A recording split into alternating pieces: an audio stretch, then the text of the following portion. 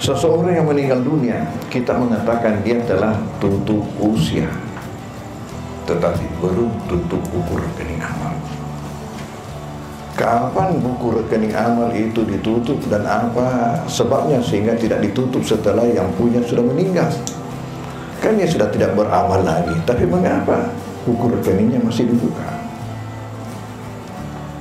Itu yang dimaksud oleh ayat tadi, wa innama tuwaffawna ujurakum yaumul qiyamah, nanti hari kiamat baru ditutup. Ini namanya ya. Lalu mengapa nanti hari kiamat baru ditutup? Karena masih terbuka peluang untuk menerima OTBB. Assalamualaikum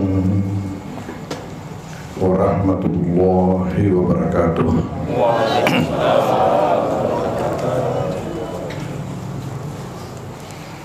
Bismillahirrahmanirrahim. Alhamdulillahilladzi khalaqal mauta wal hayata liyabluwana ayyuna ahsanu amala. Wassalatu wassalamu ala sayyidina Muhammadin nabiyina wa rasulina wa ala alihi wa ashabihi a'immatina wa qudwatina. Hadirin hadirat majelis takziah rahimahullah. Kita manusia dalam hidup ini penuh dengan cita-cita. Di antara yang kita cita-citakan itu ada yang dapat kita raih dan memang kita peroleh, tetapi di antara yang kita cita-citakan itu ada yang tidak mungkin kita dapatkan. Di antaranya yaitu hidup selamanya di atas dunia ini.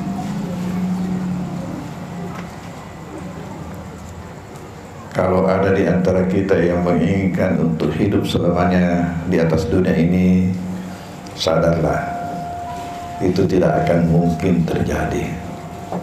Kita semua ini adalah camat, calon mati.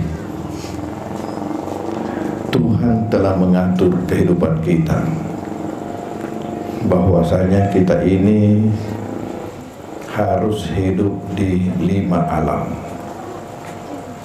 Pertama-tama di alam ruh, alamul arwah.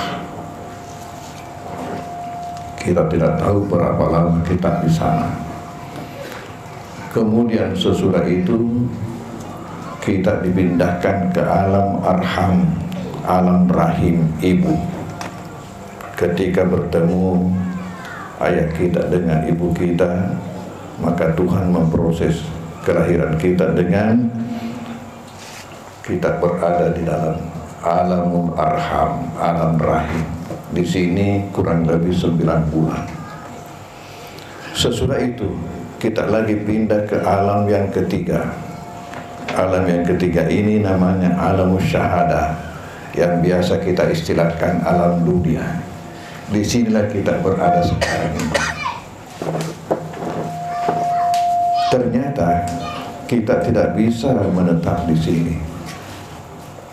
Suatu saat kita akan pindah lagi ke alam yang keempat, namanya alamul barzah, yang biasa diterjemahkan dengan alam kubur. Lalu sesudah itu kita pindah lagi ke alam berikutnya, yaitu alam yang kelima, alam yang terakhir, namanya alamul akhirah. Disinilah namanya akhirat, tidak ada lagi sesudahnya, karena disinilah kita akan hidup selama-lamanya. Ketika kita dibangkitkan dari kubur, di situ kita kembali dipertemukan ruh kita dengan jasad kita, bangkit menuju satu lapangan yang sangat luas, lapangan raksasa, namanya mahsyar. Mahsyar Mahsyar artinya tempat berkumpul semua manusia. Disitulah kita akan menerima surat amalan kita, di mana di dalam Al-Quran dinyatakan siapa yang menerima surat amalannya dari tangan kanan itu suatu tanda isyarat bahwa dia akan selamat. Tapi siapa yang menerima surat amalannya dengan tangan kiri itu suatu tanda bahwa dia akan celaka. Lalu dari situ dilaksanakan suatu kegiatan lagi yang namanya qisas, yaitu penyelesaian sangkutan antara hamba dengan sesama hamba, sehingga bisa terjadi ada seseorang nanti yang menggunung amalan kebaikannya, tetapi karena banyak sangkutannya dengan sesama hamba menjadi miskin dan malah menjadi melarat. Bisa juga terjadi sebaliknya. Nanti di situ menentukan di mana kita akan dibawa, apakah ke surga atau ke neraka. Hadirin hadirat, almarhumah Hajah Siti Hasya ini telah pindah ke alam yang keempat, ke alam barzah, yang biasa kita istilahkan ke alam kubur. Alam barzah sebenarnya itu berarti alam antara, yaitu antara dunia dengan akhirat. Itu belum akhirat. Di situ alam penantian, menanti kiamatnya dunia. Jadi siapa orang yang lebih cepat mati, lebih lama tinggal di situ, karena nanti bangkitnya bersama-sama, meninggalnya tidak bersama-sama. Taruh contoh nenek kita Nabi Adam, manusia pertama ini, tentu dialah yang paling lama di situ, di alam barzah. Dan nanti siapa yang terakhir di mana dunia kiamat, itulah yang paling singkat di situ. Ada suatu hal yang perlu juga kita tahu, bahwa manakala seseorang adalah termasuk orang baik di dalam hidupnya, maka seberapa lama pun dia tinggal di alam barzah itu, dia merasa sangat singkat. Sangat singkat. Kenapa? Karena di alam barzah itu sudah ada kabar, bagi orang baik ada kabar dari surga. Sehingga walaupun lama dia di situ, walaupun ribuan tahun, tapi ketika dibangkitkan dia merasa sebentar. Sebaliknya, bagi orang yang macam-macam dibuat ketika hidup di dunia, berbuat kejahatan macam-macam, itu ada juga kabar dari neraka, sehingga dia merasa sangat tersiksa. Jadi walaupun sebentar dia merasa sangat lama. Kita semua ini mudah-mudahan mendapatkan rahmat dari Allah sehingga merasa nikmat nanti di alam barzah itu. Amin.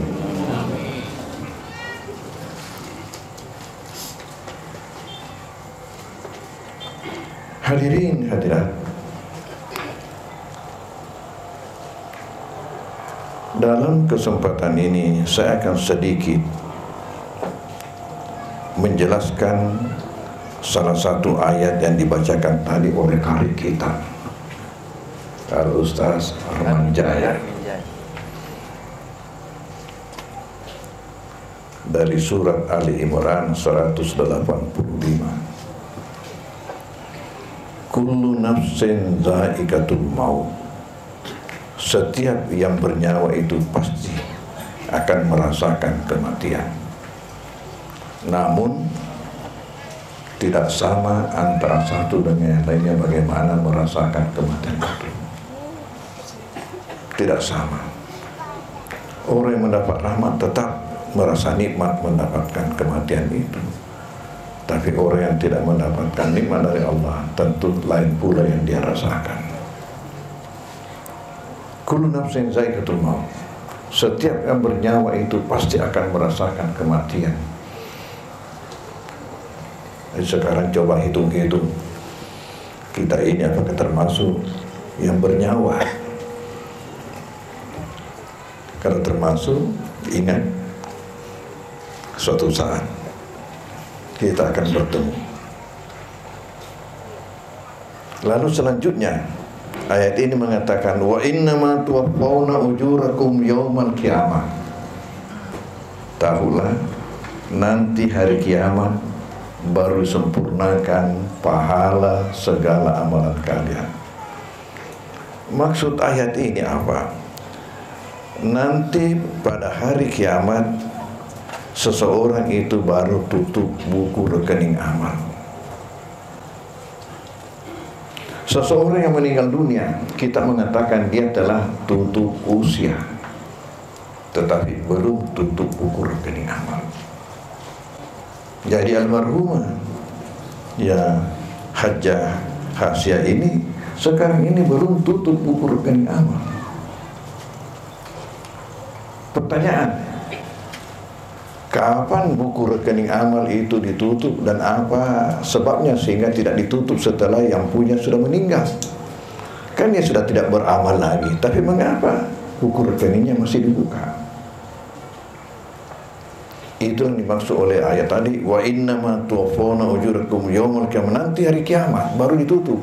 Ini namanya ya. Lalu mengapa nanti hari kiamat baru ditutup? Karena masih terbuka peluang untuk menerima auto debit. Yaitu apa?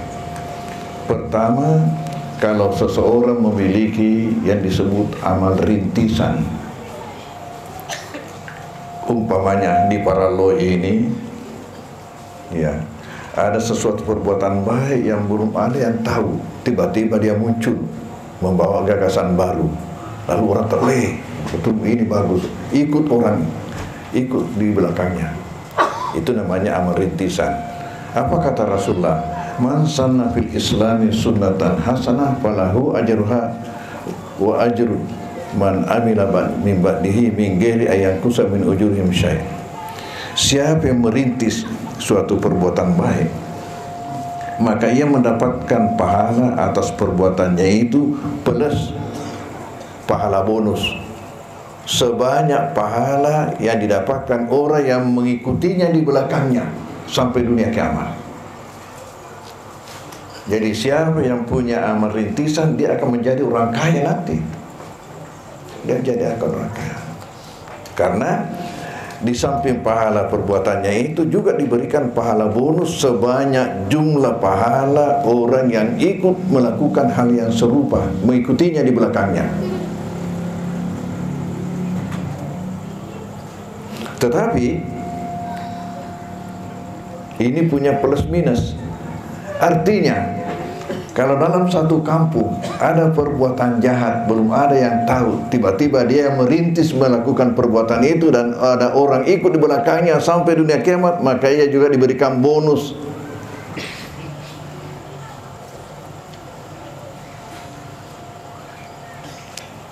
Bonus dosa sebanyak jumlah dosa orang yang ikut di belakangnya melakukan perbuatan jahat yang dia menjadi perintisnya itu.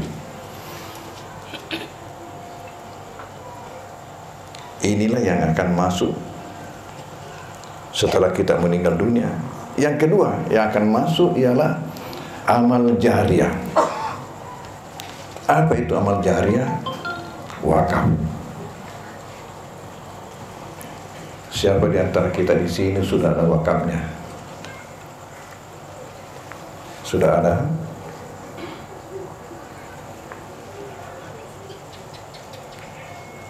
Sebentar saya lanjutkan ini. Yang ketiga yang akan masuk ialah doa orang-orang yang di belakangnya.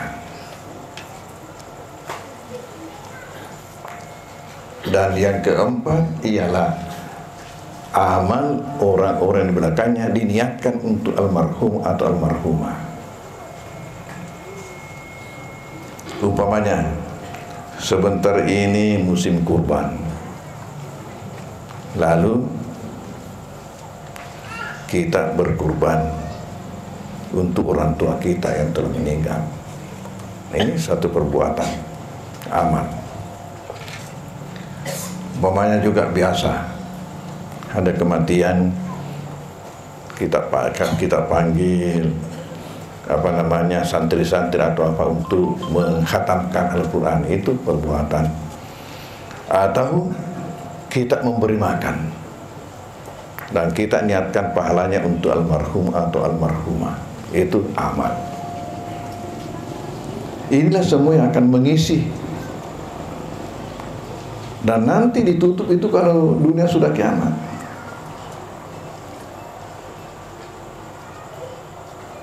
Yang paling besar di sini pahalanya ialah wakaf. Wakaf di mana kita menyerahkan sesuatu harta kita yang bisa memberi manfaat selama-lamanya.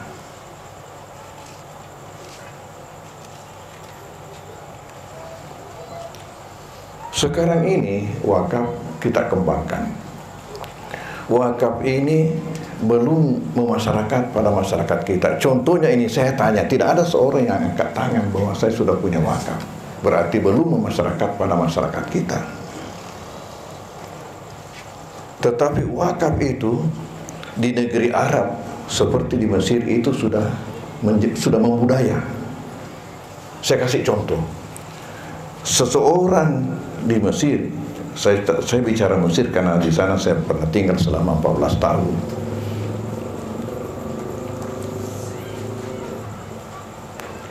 Dia tidak mau meninggal dunia. Seorang orang tua itu tidak mau meninggal dunia kalau belum ada wakafnya. Kenapa?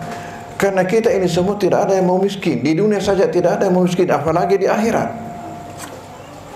Sementara inilah amal yang memperkaya kita luar biasa. Karena pahalanya itu jalan terus dan nanti berhenti kalau dunia kiamat. Bukan berhenti ketika kita mati. Ketika kita mati masih jalan terus. Nanti berhenti setelah dunia kiamat. Itulah yang mengisi terus buku rekening ini. Bagaimana di Mesir itu wakaf menjadi budaya?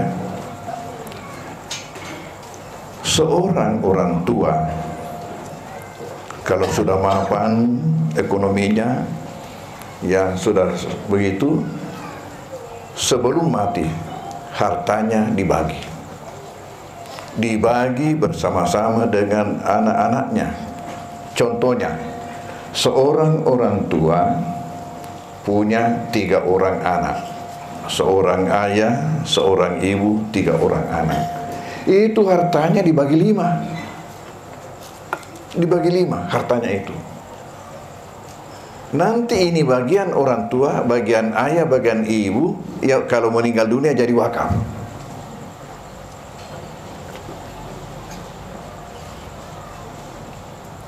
Kita ini tidak ada memikirkan itu. Kita hanya memikirkan anak, semua harta ditinggalkan sama anak. Pertanyaan, apakah kita tidak butuh? Di sini kelemahan kita. Seolah-olah setelah kita meninggalkan dunia ini tidak butuh lagi dengan harta itu. Padahal apa yang menunggu kita setelah kita pindah ke alam akhirat? Apa yang akan kita nikmati di situ? Prinsip mereka begini, anak tahu kewajiban saya sebagai orang tua ialah memelihara kalian, mendidik kalian sampai jadi sarjana. Itu sudah modal kekayaan buat kalian. Sekarang harta saya bagi. Ya, kamu saya kasih semua sama, saya juga harus dapat. Mengapa? Karena adilkah kalau harta ini semuanya dari saya, tetapi setelah dibagi saya tidak mendapatkan? Saya tanya, adilkah? Adilkah kalau harta ini semuanya dari saya, tetapi setelah dibagi saya tidak mendapatkan, padahal saya butuhkan? Bukit menurut apa salah ini? Jadi bagian ayah tadi jadi wakaf, bagian ibu jadi wakaf, dan ada juga bagian anak. Rasulullah mengatakan tidak ada pemberian dan tidak ada peninggalan orang tua kepada anaknya yang paling afdal melebihi pendidikan yang baik. Kalau sekiranya ada orang tua tidak bisa mewarisi harta tapi berhasil mendidik anaknya dengan pendidikan baik, itu sudah kekayaan itu. Kebalikannya, kalau saja seseorang orang tua mewariskan anaknya harta tapi pendidikan nol, nah lagai itu matu itu orang palangnya. Akhirnya sapuri fale, tidak ada yang dapat, habis semua. Hanya tahu mempertekarkan. Itu sudah banyak kejadian itu. Di situ makanya Rasul mengatakan itu, tidak ada yang lebih afdal diwariskan orang tua kepada anaknya melebihi daripada pendidikan yang baik.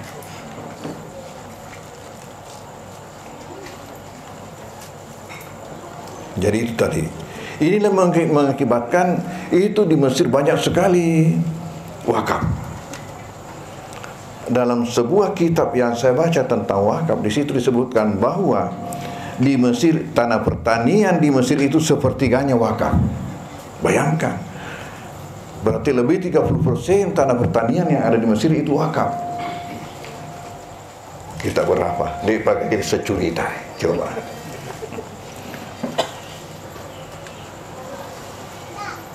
Kemudian di dalam berwakaf ini perlu kita ketahui, suatu tindakan yang baik kalau kita melakukan sesuatu amal, bersedekah atau melakukan wakaf, apalagi kita atasnamakan orang tua kita. Kita atasnamakan orang tua kita. Kenapa? Karena Rasulullah SAW ada mengatakan di dalam salah sebuah hadis beliau, mengapa kalian tidak pikirkan kalau mau melakukan suatu sedekah atau perbuatan yang baik karena Allah, mengapa kalian tidak pikirkan untuk mengatasnamakan kedua orang tuamu selama keduanya itu adalah muslim? Selama keduanya itu muslim, maka keduanya akan mendapatkan pahalanya, dan kepadamu juga akan diberikan pahala yang sama dengan dikasihkan orang tuamu tanpa mengotak-ngutik sedikit pun pahala yang didapatkan kedua orang tuamu itu. Barangkali di sini ada yang pernah ke Tanah Suci dalam 7 tahun terakhir ini.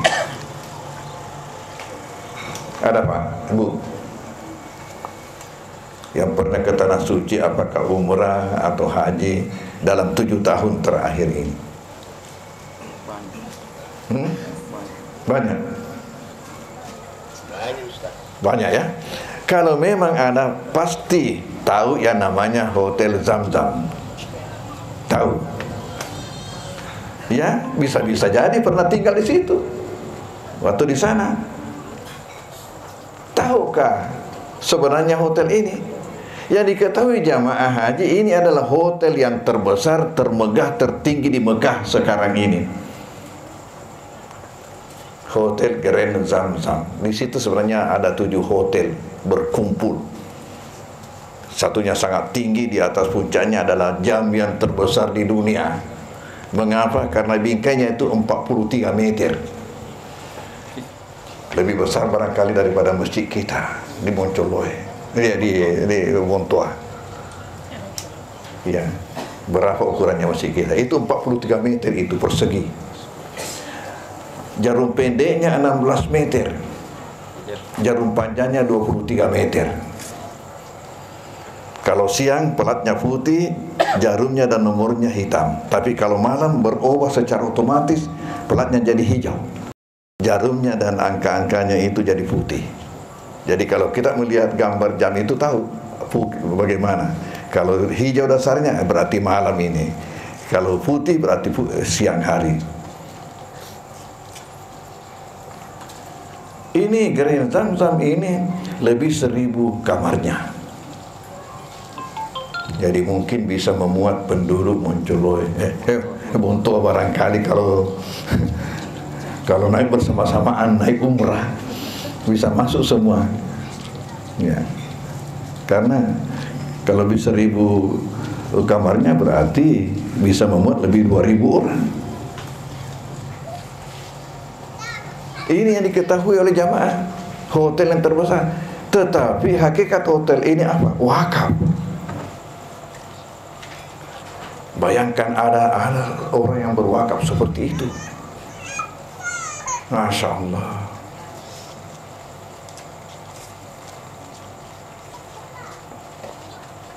Itu lantainya 60 tingkat.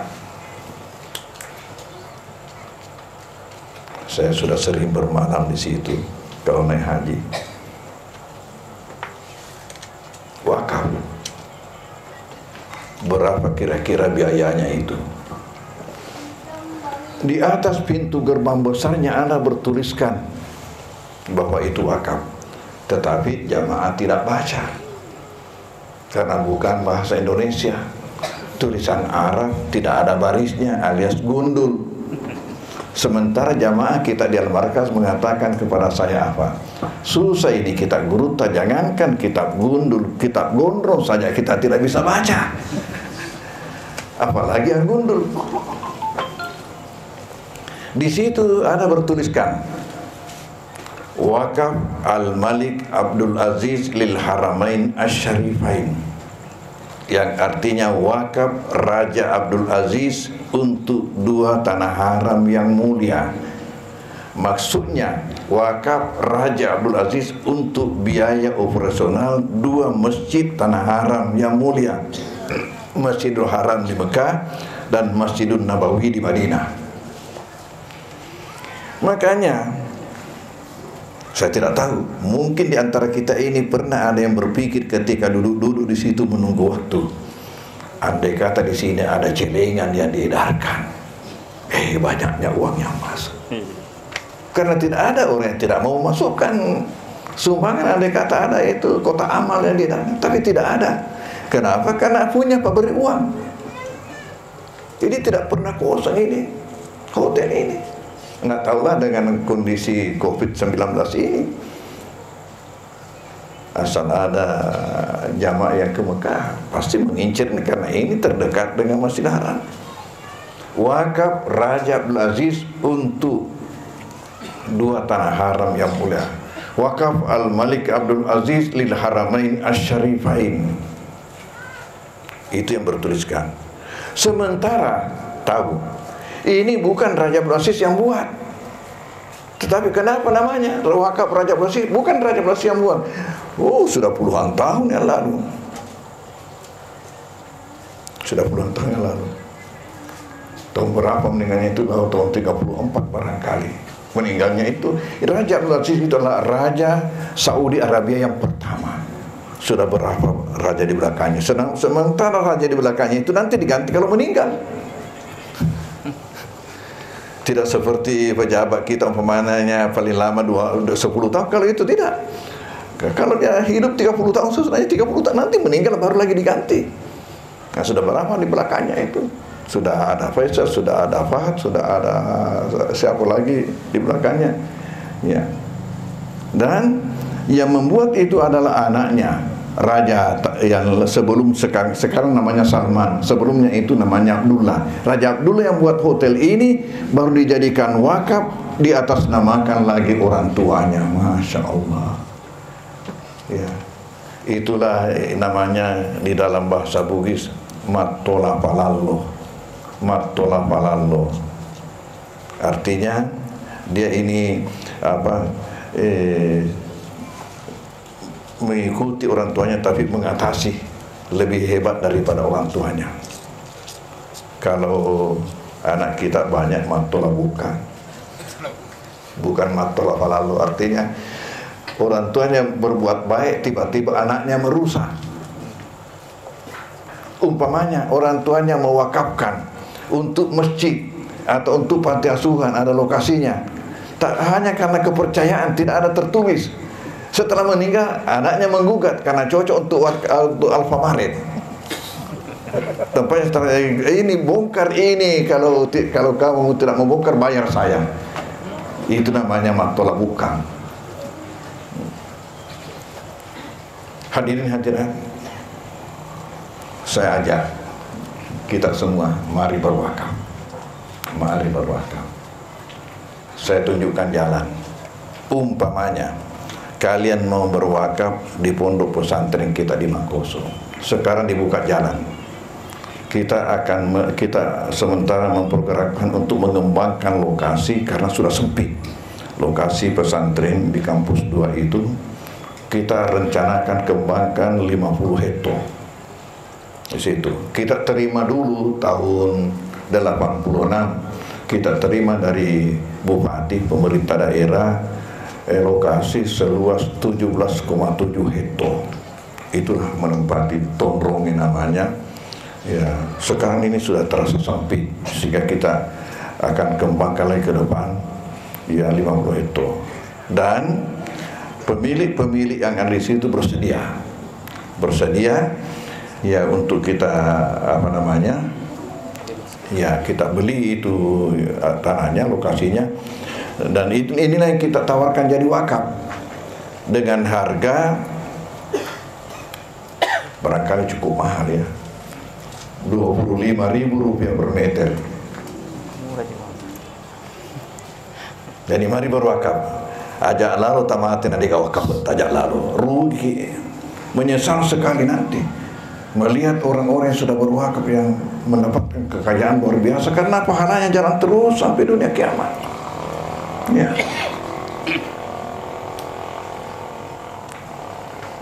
Masa iya umpamanya kita tidak mampu berwakaf 1 meter?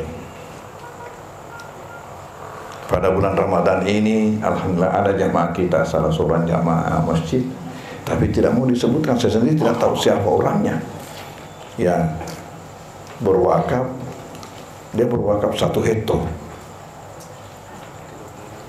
250 juta, dia berwakaf 1 hektar.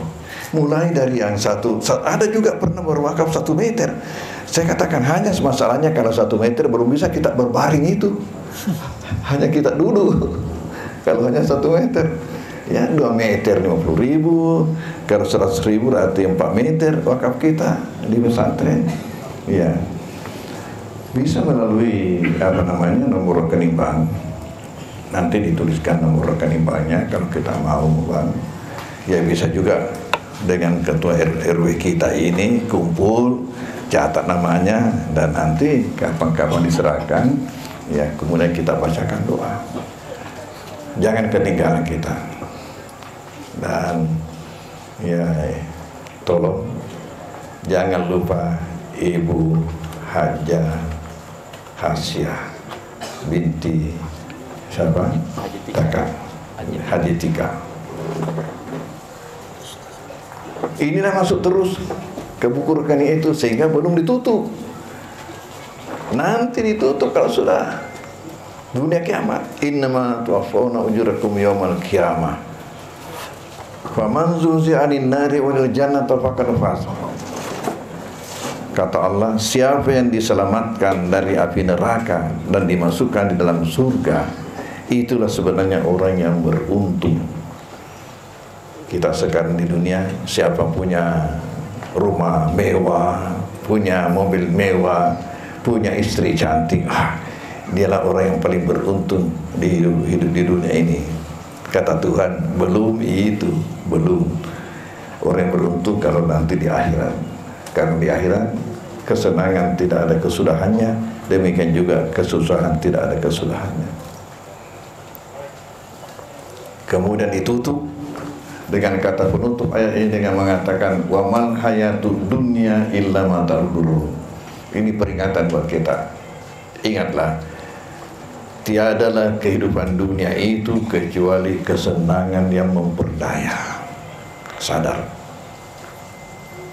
Kejar-kejar kesenangan di dunia ini, ingat itu adalah kesenangan yang memperdaya.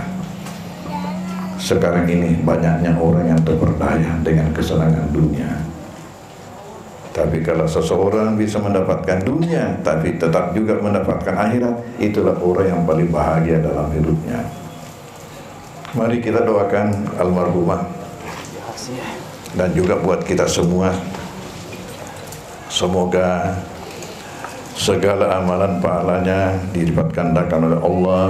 Semua kesalahan kehidupannya mendapatkan ampunan dari Allah Subhanahu wa taala. Dan andai kata ada sangkutan berupa materi, tolong disampaikan kepada keluarga untuk diselesaikan. Kita mulai dengan bersama-sama membaca pembuka segala kebaikan. Al-Fatihah. A'udzubillahi minasyaitonirrajim. Bismillahirrahmanirrahim. Alhamdulillahirabbil alamin. Arrahmanirrahim. Maliki yaumiddin. Iyyaka na'budu wa iyyaka nasta'in. Ihdinas siratal mustaqim. Siratal ladzina an'amta 'alaihim ghairil maghdubi 'alaihim waladdallin. Amin. Bismillahirrahmanirrahim. Allahumma inna nas'aluka bi anna nashhadu annaka antallah la ilaha illa antal ahadus samad alladzi lam yalid wa lam yulad wa lam yakul lahu kufuwan ahad. La ilaha illa anta subhanaka inni kuntu minadh dhalimin. Allahumma ighfir lil marhumah Hajjah Hasya. Allahumma ighfir laha warhamha wa afiha wa'fu anha wa akrim nuzulaha wa si' madkhalha wa ghasilha bil ma'i was salji wal barad wa nakkiha minal khataaya kama yunakka as-sabul abyadu minad danas wa abdilha daran khairan min dariha wa ahlan khairan min ahliha wa qiha fitnatal qabri wa azaban nar wa adkhil jannata bi rahmatika ya arhamar rahimin. Rabbana ighfir lana wa li ikhwanil ladzina sabaquna bil iman wa la taj'al fi qulubina ghillan lil ladzina amanu rabbana innaka ra'ufur rahim. Allahumma ighfir lil muslimina wal muslimat wal mu'minina wal mu'minat al ahya'i minhum wal amwat innaka sami'un qaribun mujibud da'wati wa qadil hayati rabbal alamin. Rabbana la tuzigh qulubana ba'da idh hadaytana wa hab lana min ladunka rahmatan innaka antal wahhab. Rabbana atina fid dunya hasanah wa fil akhirati hasanatan wa qina adzabannar wa adkhilnal jannata ma'al abrar ya aziz ya ghafar ya rabbal alamin. Wa sallallahu ala sayyidina Muhammadin wa alihi wa sahbihi wa sallam. Subhana rabbika rabbil izzati amma yasifun wa salamun al mursalin walhamdulillahi rabbil alamin. Amin. Wassalamualaikum warahmatullahi wabarakatuh.